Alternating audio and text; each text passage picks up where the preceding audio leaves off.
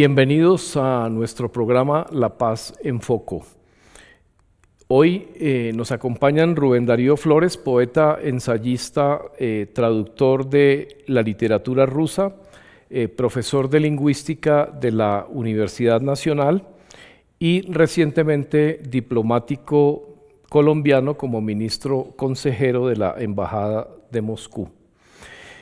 También está con nosotros Gabriela Pinilla, artista, quien estudió Bellas Artes en la Universidad Jorge Tadeo Lozano y concluyó su maestría en Artes Plásticas y Visuales en la Universidad Nacional de Colombia.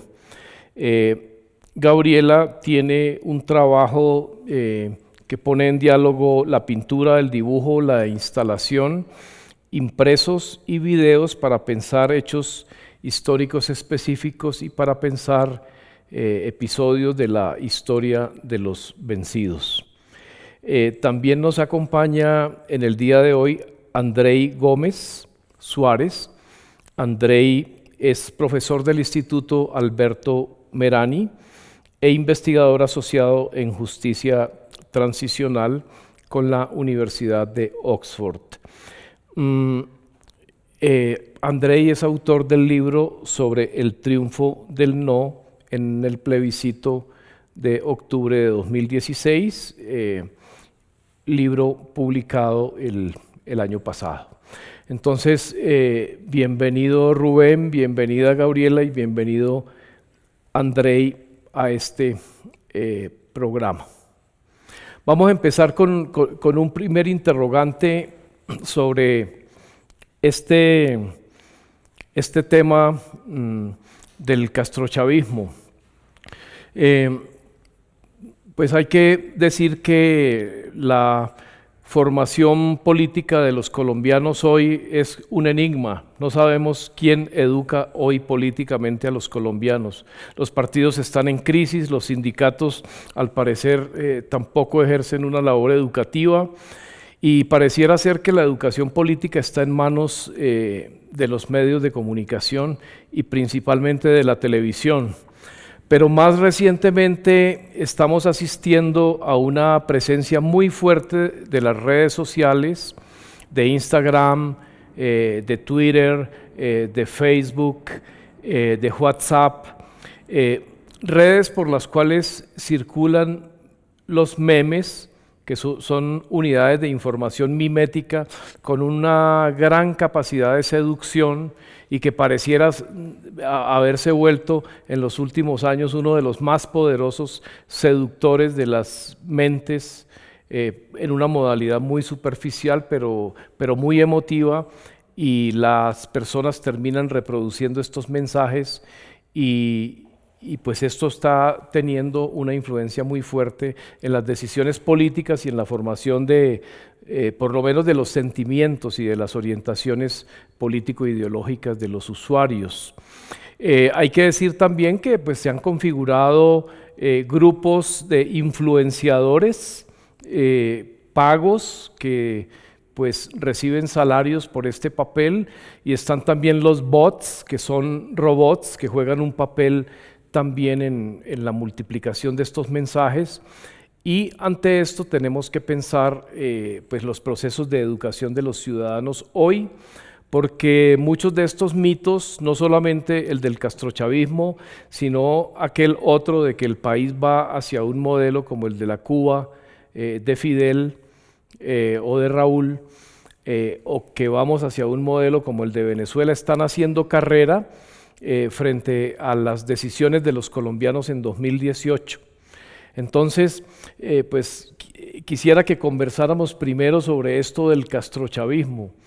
¿Qué es esto? ¿Con qué se come? ¿Qué de cierto, qué de falso hay en este cuento o en este mito del castrochavismo? Rubén Darío. Castrochavismo es una palabra que muestra cómo el léxico político es reducido en Colombia, porque castrochavismo se puede emplear como epíteto, se puede emplear como sustantivo, como causa, se puede emplear como imagen para descalificar al contendor. creo que eso evidencia muy bien la ausencia de una educación política, porque realidades muy complejas, con muchos actores, realidades con una historia distinta, grupos muy diferentes, todos son calificados con esto que llamamos castrochavismo. De otro lado, también es parte de una estrategia mediática, como cuando vendes un jabón. Un jabón es humectante, un insecticida mata moscas o un purgante expulsa las lombrices. Entonces pienso que también hace parte de un término que en el argot publicitario tiene una denominación para que se quede en la mente de los quienes escuchan, se quede una imagen fuerte.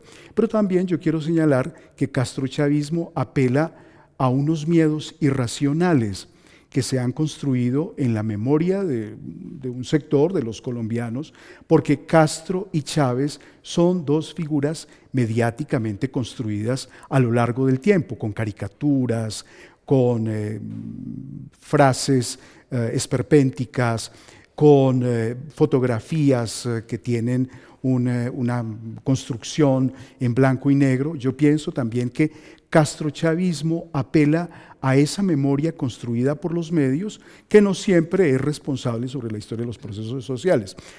Para finalmente señalar, el castrochavismo también es una forma de crear un enemigo, porque tú divides la sociedad en dos bandos, los que son castrochavistas y los que no son castrochavistas. Claro, cuando hay una tan reducida formación política, entonces creas un espíritu gregario, un espíritu de identidad que divide al país. Creo que también le hace mucho daño al país proponer un imaginario político en que hay castrochavistas y los que no son castrochavistas. Bueno, muchas gracias, Rubén. Andrei, ¿cuál es tu percepción del fenómeno? Sí, no, yo comparto plenamente la mayor parte de las cosas que ha dicho Rubén Darío. Lo que creo que es muy importante enfatizarle a la audiencia es cómo surge ese significante vacío. Ese significante vacío no era parte del lenguaje cotidiano en el año 2011.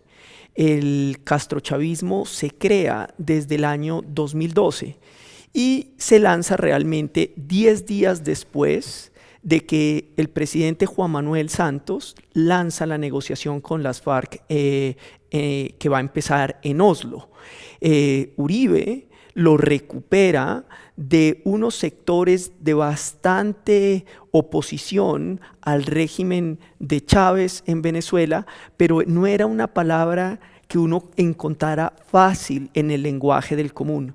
Lo que es interesante es ver cómo entre septiembre del 2012 y marzo del 2014, la repetición constante de la palabra castrochavismo empieza a calar en los colombianos y a convertirse parte de un referente cotidiano para expresar rabia frente al gobierno de turno.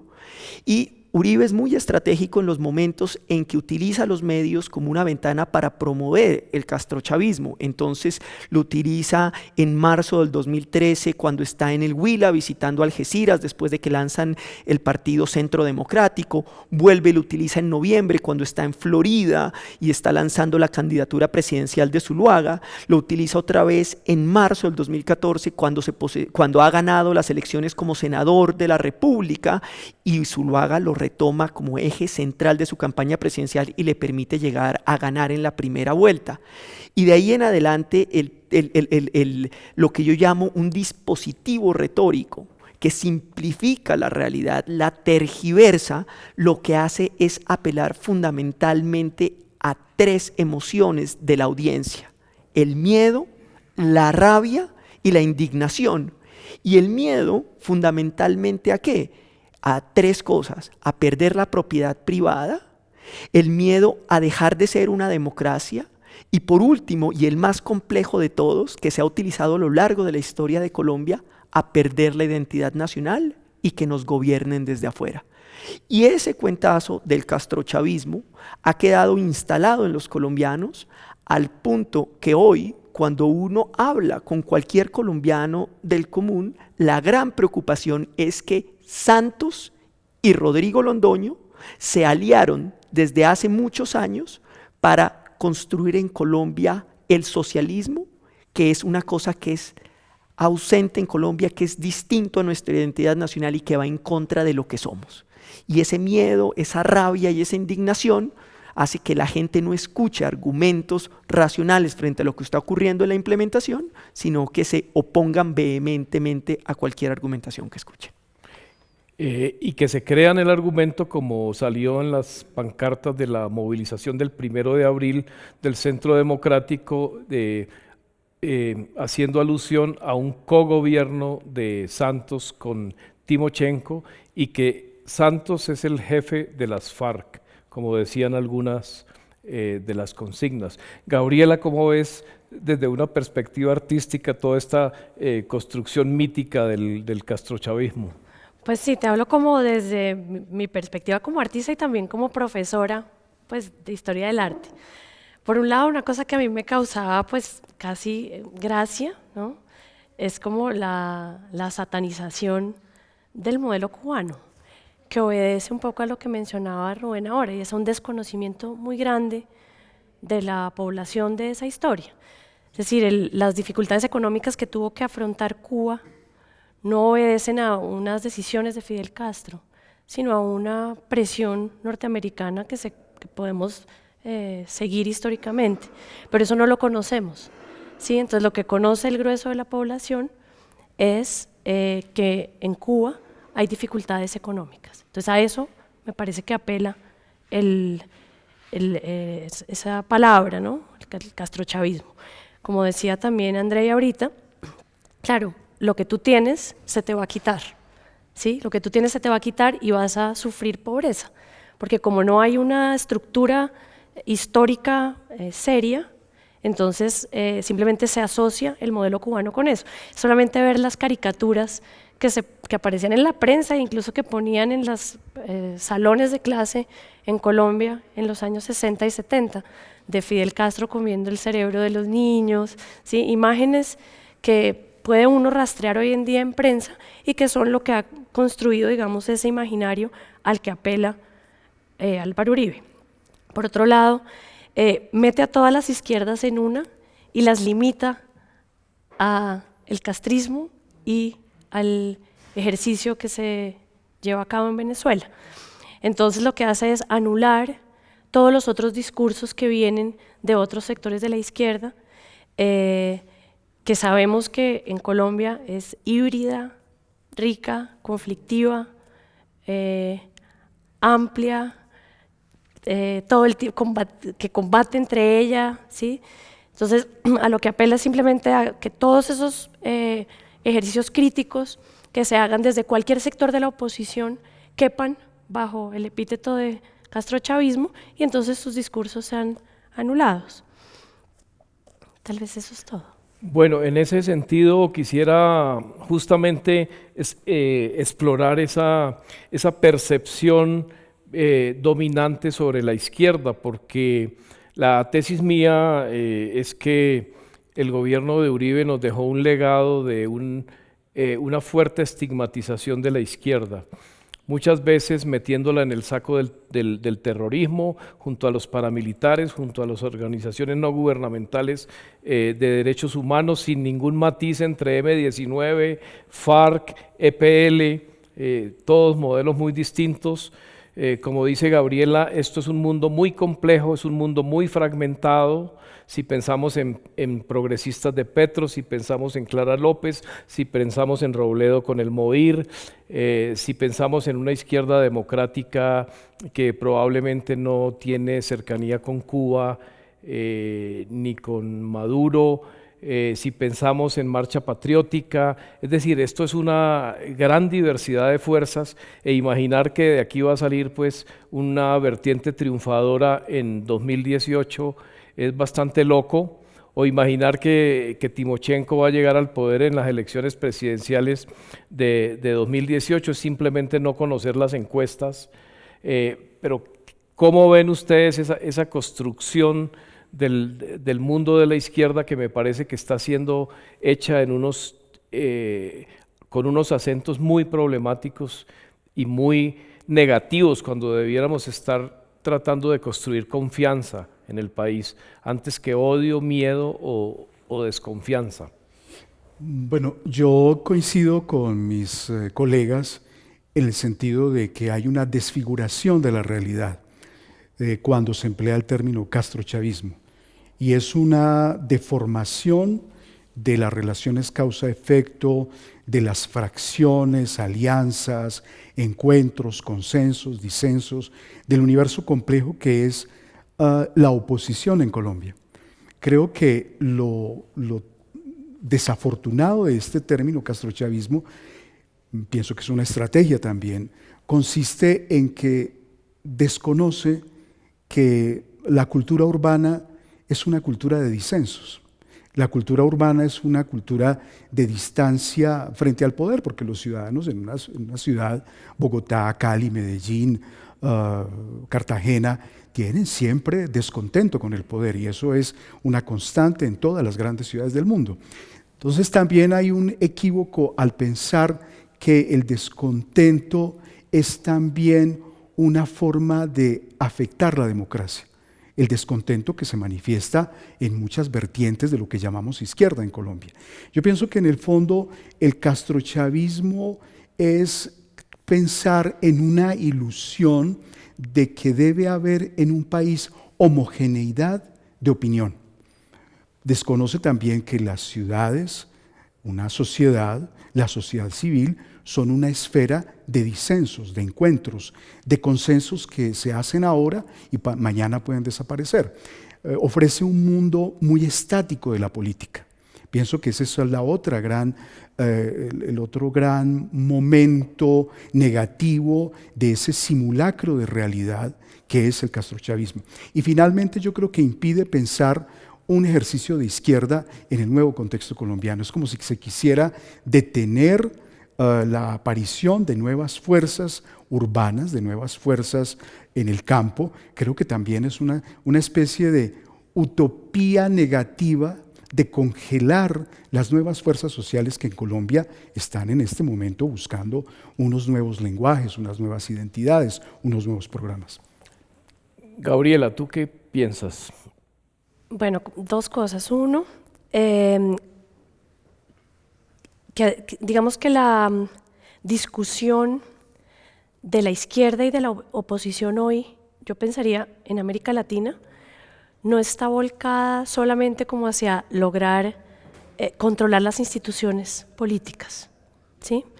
Digamos, los ejemplos inmediatos, no sé, el ZLN, lo que ha ocurrido en Bolivia, si ahorita, pues digamos, eso haya resultado en un control de las instituciones del Estado, etcétera. Digamos que pienso que las nuevas izquierdas a lo que van, más que a como dominar los escenarios políticos, es a lograr cambios en las estructuras de la opinión pública. Me parece que allí es donde estaría la potencia de las izquierdas actuales en el país, en relación con una cosa muy concreta, que es pensar lo colectivo, por un lado, y lo público, que es lo que me parece a mí que le haría la contraposición a al miedo y a la propuesta constante digamos, del castrochavismo, que es lo que estamos hablando aquí concretamente. Sí, entonces me parece que la potencia de las izquierdas, lo que las une, lo que las unió, digamos, desde su origen, es esa pelea por lo público, por lo colectivo, ¿sí? Y traer nuevamente eso hoy, ser conscientes de que así haya una fricción aquí o allá entre tal y tal sector, todas están volcadas hacia eso, y el pensamiento alrededor de eso es lo que le hace la contraposición a esa otra, digamos, propuesta política que nos tiene preocupados. Gracias, Gabriela. Andrei. Yo creo que es muy importante entender esto, digamos, en una perspectiva histórica. El castrochavismo nos permite replicar la simplificación y de alguna manera la dicotomía que hemos tenido de vernos siempre en un contexto de amigo-enemigo. Colombia, desde la patria boba, ha sufrido un problema de disociación hemos sido incapaces de reconocer la legitimidad del otro y siempre hemos ido saltando de un nombre a otro nombre. En un tiempo eran los liberales, en otro tiempo fueron los comunistas, y en este momento lo que ha logrado hacer Uribe es condensar en el nombre castrochavismo una nueva amenaza interna a la identidad nacional. Y para eso lo que él hace es basarse en lo que el profesor Jonathan Haidt llamaría una matriz moral. El castrochavismo condensa la libertad, la opresión, la injusticia que viene de todo aquel que no piensa como yo. Y entonces por eso él es capaz de aglutinar en la izquierda, como bien decías tú, Fabio, a Santos, a Claudia López, a Sergio Fajardo, a Iván Márquez y a cualquier otro. Y es porque simplemente en esta dicotomía de amigo-enemigo, cualquiera que no esté dentro de mi matriz moral es ese castrochavista que pone en peligro nuestra identidad. Vamos a una nota de contexto y ya regresamos con La Paz en Foco. La manifestación del sábado 1 de abril de 2017, organizada por sectores de la derecha colombiana para expresar su oposición al proceso de paz con las FARC y al gobierno de Juan Manuel Santos, expresó como ningún otro evento político los imaginarios, los mitos y las ideologías de esas vertientes políticas, críticas respetables y legítimas a la mermelada del presidente Santos. Otras rayan más bien con la mitomanía y la doble moral. María del Pilar Hurtado, la exdirectora del DAS, que dirigía las chuzadas o intercepciones telefónicas. Los exministros Sabas Pretel y Diego Palacios, presos por haber comprado el voto de Gidis Medina y Teodolindo Avendaño para reelegir de manera fraudulenta al presidente Uribe, aparecen como supuestos perseguidos políticos. El mito mayor del castrochavismo central en la propaganda contra el plebiscito por la paz intenta también generar miedo en los votantes. Es el mismo mensaje ideológico y propagandístico que utilizan dos pancartas, portadas por partidarios del Centro Democrático, en la manifestación de ese sábado 1 de abril. Imágenes de la relación diplomática del presidente Santos con el presidente cubano Raúl Castro son utilizadas por los propagandistas de la derecha y del mito del castrochavismo para sugerir una identidad ideológica compartida entre ambos presidentes. El extremismo ideológico del Centro Democrático y de las derechas lleva a sus militantes a convertir a Juan Manuel Santos en el comandante de las FARC. Dos pancartas de la Marcha de las Derechas resultan francamente delirantes en su animadversión hacia el presidente Santos y en su intención de asociarlo al proyecto político de las FARC.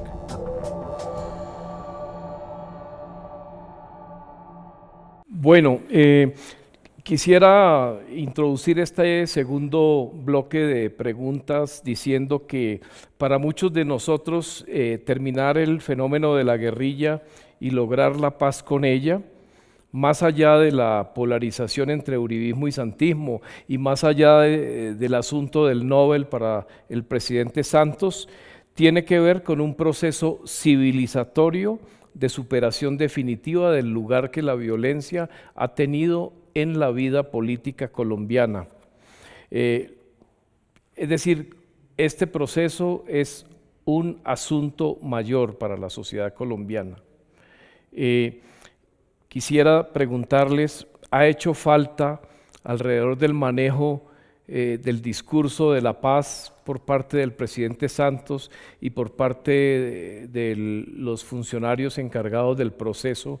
¿Ha hecho falta un discurso más potente, más capaz de diseñar un horizonte de futuro y más ligado tal vez a emociones positivas?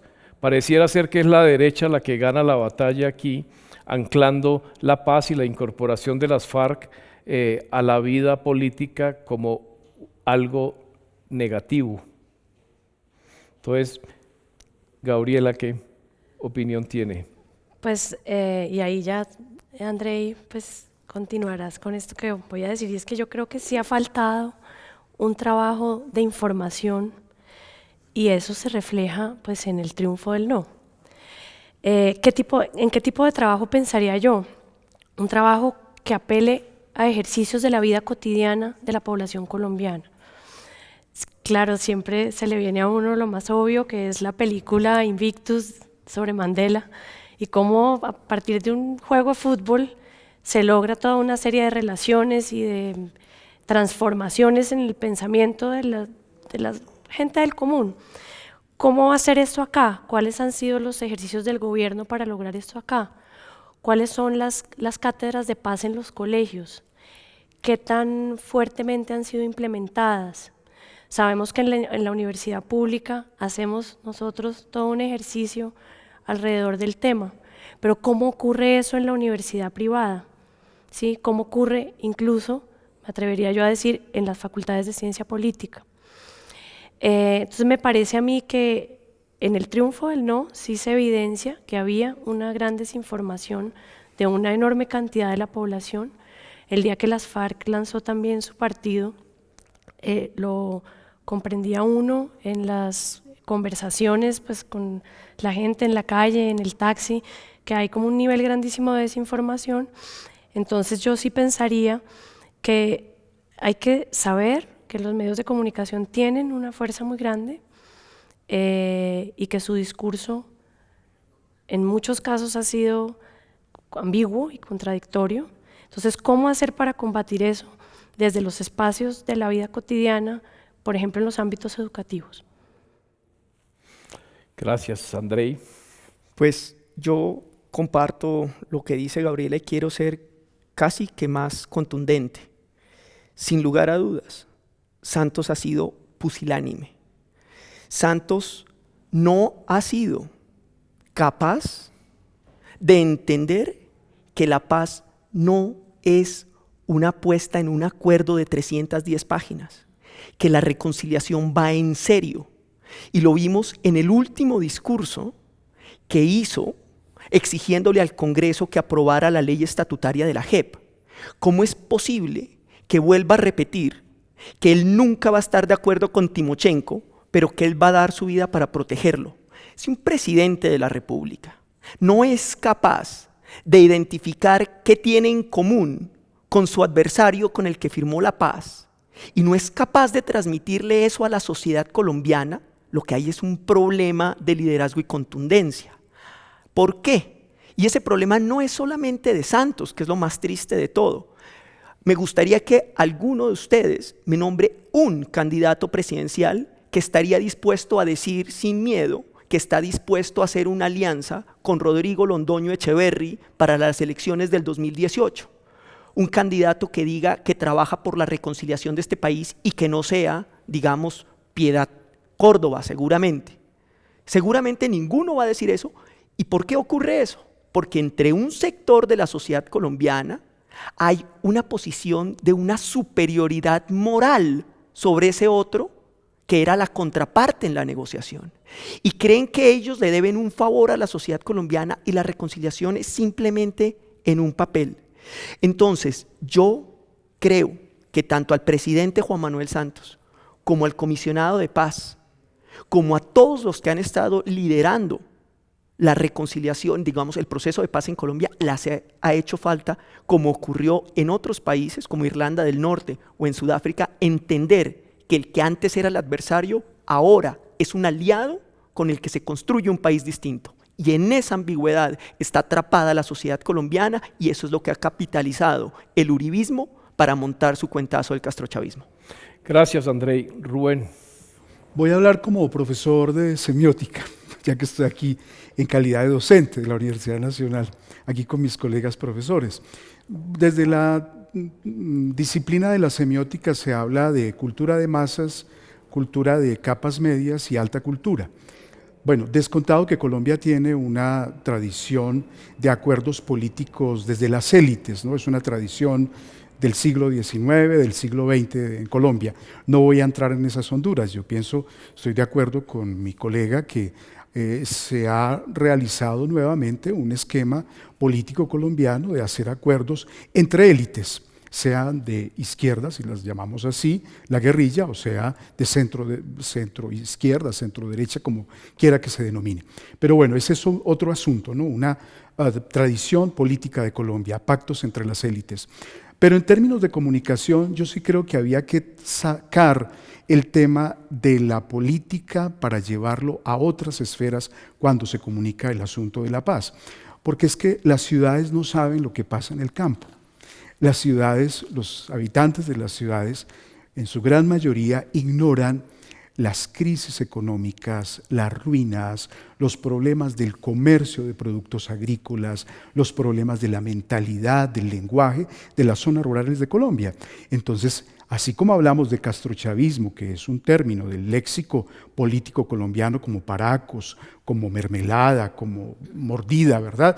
También hay un lenguaje en el campo, en las zonas rurales, pero también hay unos temas en las zonas rurales. Hay un tema que es el de cómo sobrevive un pequeño campesino, un pequeño agricultor en las condiciones en que no se ha pensado el tema de la exportación de productos agrícolas hacia el exterior, de un mercado internacional. Entonces, temas que parecerían para la élite, el mercado internacional, las instituciones internacionales, la educación, esos son temas que corresponden a problemas del campo colombiano y eso no se ha contado en un lenguaje asequible. Para hablar desde Humberto Eco. Humberto Eco se la pasó toda la vida estudiando los cómics y las novelas de detectives. Yo pienso que allí los artistas, los cineastas, los profesores universitarios nunca fueron convocados para contar, para hacer la nueva narrativa, porque estamos prisioneros de la anterior narrativa, la del castrochavismo, la de los paracos, la de las imágenes de la Guerra Fría, porque es toda esa memoria de imágenes de la Guerra Fría con las que se editaba el castrismo, el chavismo, con las que se contaba, una narrativa que tenía su legitimidad en su momento. Entonces hay que contar esta narrativa nueva, con los recursos del cómic, con los recursos de los grafiteros, con los recursos de los llaneros que cuentan trovas.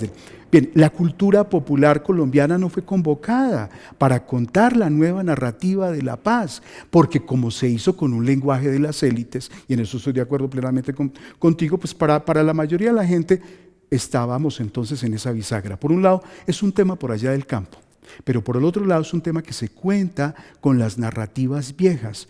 Se necesitan narrativas nuevas para contar la paz con los medios actuales que hay. Y quiero decir una última que tiene que ver no tanto con Uribe, con la figura política de Uribe y el castrochavismo. Yo pienso que no se trata solo de un deux machina.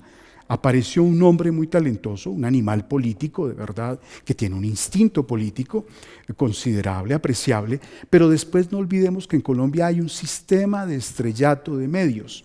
Y los medios colombianos solamente tienen 5 informadores que tienen una responsabilidad de estar prisioneros de las veleidades de las coyunturas, porque esos 5 informadores, yo no sé cuántos hay en Colombia, profesor Fabio, ustedes me dirán, 5, 8, 10 que crean la opinión a través de la televisión, de la radio y la prensa. Y esas personas están sometidas a presiones enormes, presiones económicas, presiones políticas, presiones de sus amigos. Y allí está lo que el profesor Fabio decía con toda claridad al comienzo y lo que ustedes decían, no ha habido una responsabilidad en el relato sobre la paz, porque eso ha quedado en manos del sistema de estrellato de medios de comunicación que tienen compromisos políticos de los cuales no sabemos. Bueno, a propósito de eso, a propósito de la sugerencia de Gabriela sobre el papel que podría jugar la izquierda, instalando nuevos temas, abriendo nuevas posibilidades políticas, Rubén Darío habla de nuevas narrativas. Hablemos un poquito sobre el papel de los grandes medios y eso que ellos mismos llaman con una autodenominación líderes de opinión. ¿Ustedes creen que hemos tenido líderes de opinión frente a la paz? ¿Que el periodismo colombiano comprende lo que está en juego o más bien termina preso de las polarizaciones de la política entre santismo y uribismo que desde mi perspectiva no dejan pensar a este país? ¿Qué percepción tienen ustedes, Andrei?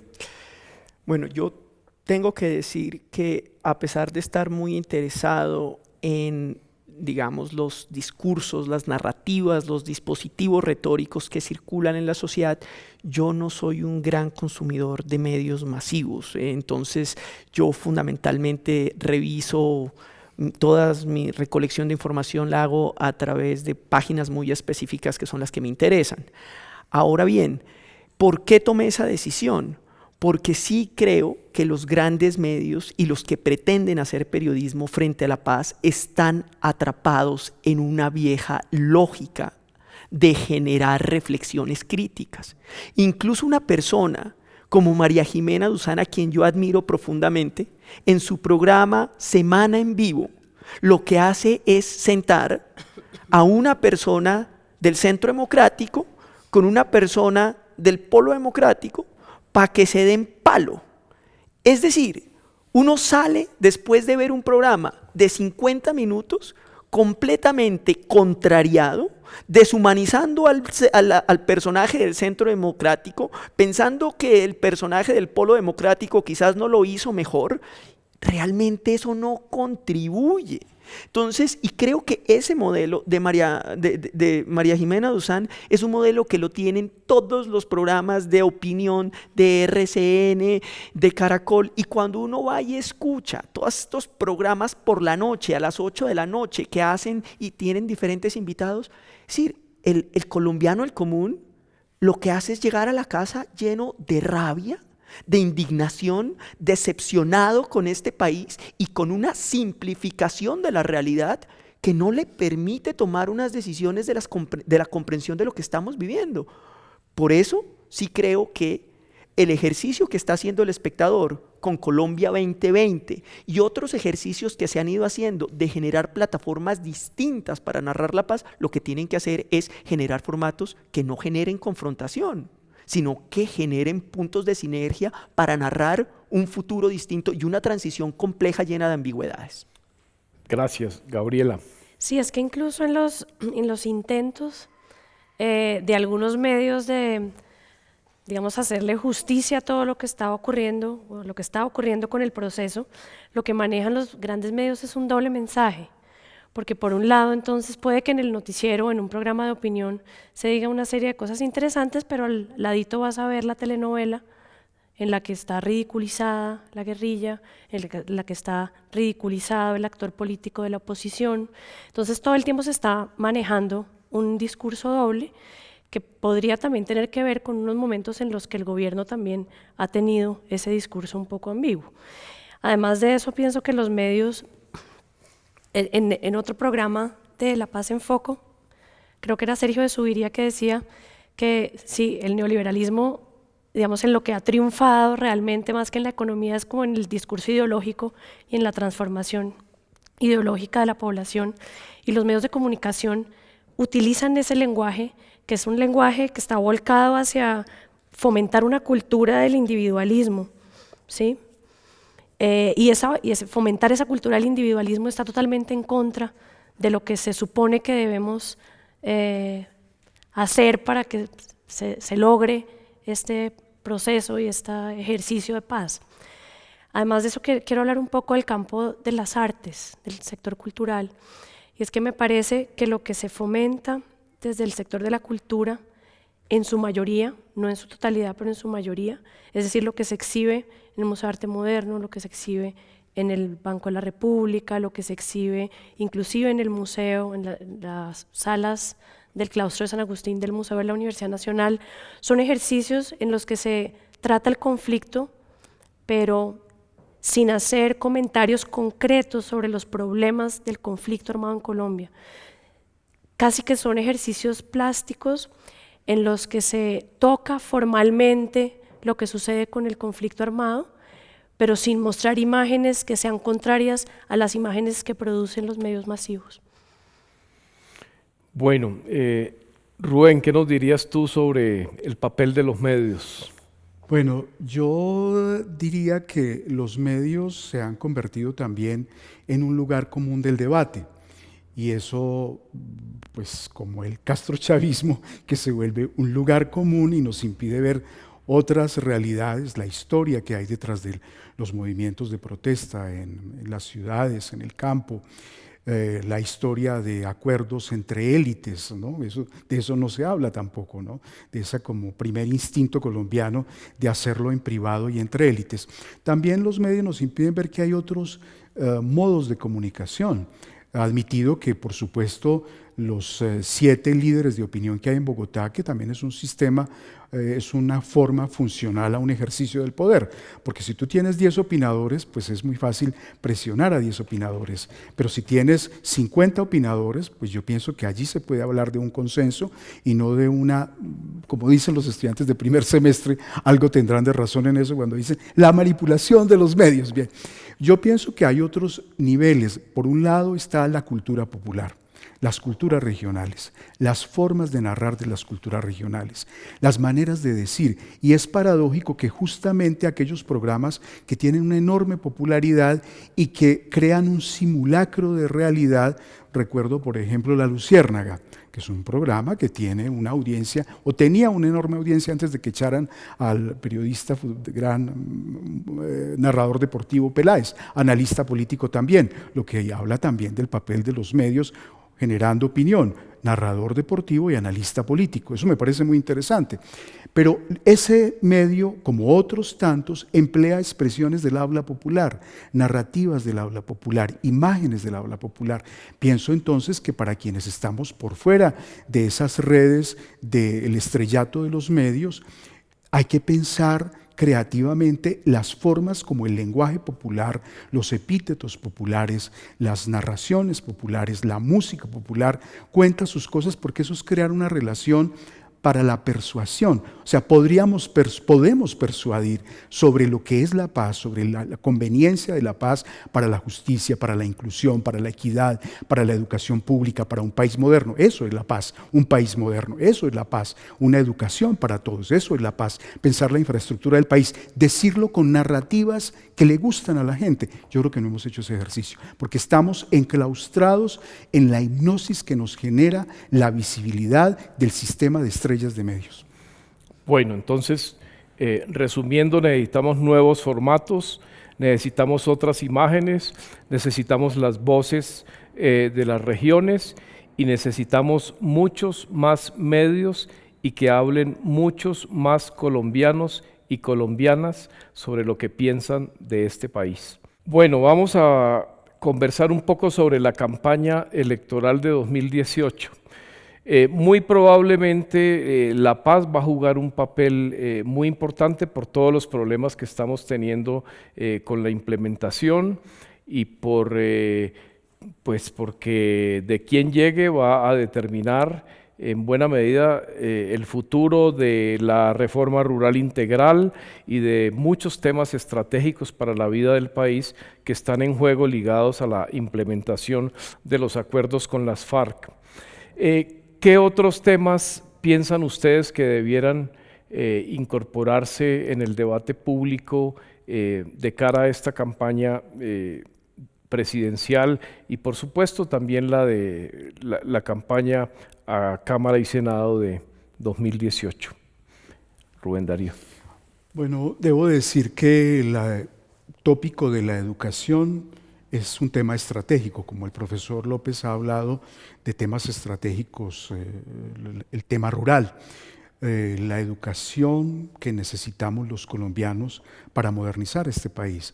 Es decir, cuál es el rol que va a tener la universidad pública, cuál es el papel en las regiones de una educación de calidad en las escuelas. Es decir, hablamos del mundo rural, hablamos de las regiones, pero no es un tema de las campañas la educación pública, primaria y secundaria en las regiones. Parece un tema simple, pero no lo es, porque es el tema, justamente ahí está el punto de la modernización política, porque si tenemos una educación en las escuelas, en los colegios, una educación a tono con nuestro deseo de modernidad, hay que pensar temas como las matemáticas, la educación política, cómo se crea la opinión pública hoy por hoy. Es decir, somos un país con principios sustentados en la Constitución de libre empresa. Pero ¿cuántas personas en el campo saben qué es la libre empresa y cómo funciona eso en el mundo contemporáneo de grandes operaciones financieras? Es un contrasentido ser una sociedad de libre empresa y no dar una educación sobre cómo funciona el mercado, el comercio internacional. Otro punto que me parece relacionado con eso y que es estratégico es el tema de la infraestructura vial. Yo soy semiólogo y lingüista, parecería un descabellado que yo lo tratara aquí. Pero cuando uno sale del país, todo lo hemos hecho, uno se da cuenta que una de las prioridades es la infraestructura vial. En China, en Turquía, en España, en Rusia, En Ecuador. en Ecuador. Es decir, Colombia tiene 30 años construyendo el túnel de la línea. En 30 años, China se convirtió en una gran potencia. Creo que ese es un tema que, por estar hipnotizados por la coyuntura política de las elecciones, no vemos, porque si se quiere paz en el campo, se necesitan vías de comunicación, los puertos de Colombia. Nosotros hablamos de integración a la APEC, a los países del Pacífico. Es una vergüenza el puerto de Buenaventura, un país que tiene un litoral sobre el Pacífico que impide que el litoral pacífico se comunique con el centro del país. Todavía hablamos de zona paisa, cuando la zona paisa con las vías debería estar integrada a toda la zona afrocolombiana. Entonces, como último momento, creo que también es muy importante pensar el rol de la ciencia, visto que la ciencia se pone en el mismo lugar que el deporte cuando se comunica primero por la prensa que al deporte no se le va a dar el presupuesto porque se recortó el presupuesto y 15 días después, tal vez mi memoria me traicione, o un mes después se dice que se ha recortado el presupuesto para la ciencia. La ciencia en un país como Colombia también es un instrumento de integración, un instrumento de modernidad y un instrumento de desarrollo, porque tenemos dos vías, el campo y la ciudad, que van en distintos tiempos. Gabriela, ¿qué nuevos temas deberíamos incorporar de cara a las elecciones de 2018?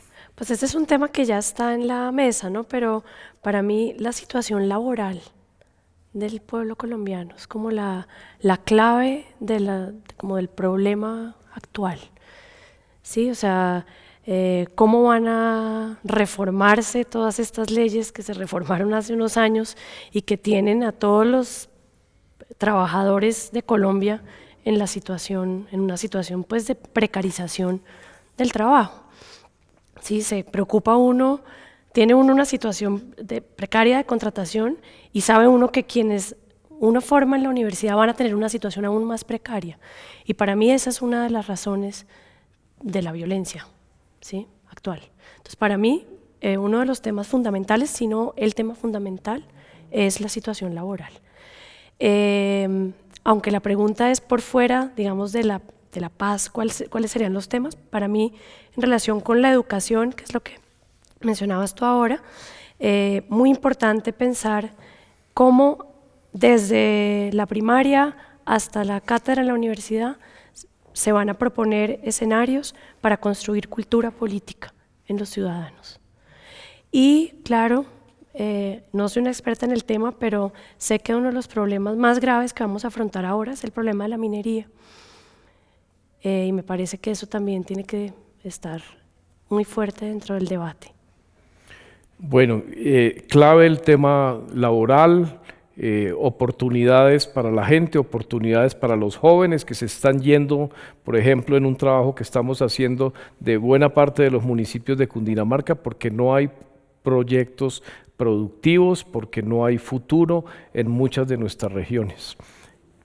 Andrei. Yo creo que, sin lugar a dudas, hay tres temas que se articulan alrededor del tema de la reconciliación.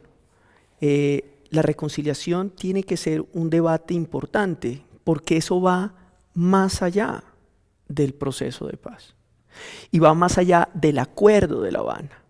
Y alrededor del tema de la reconciliación surgen tres ejes que me parecen que son fundamentales. Primero, una discusión sobre el modelo económico.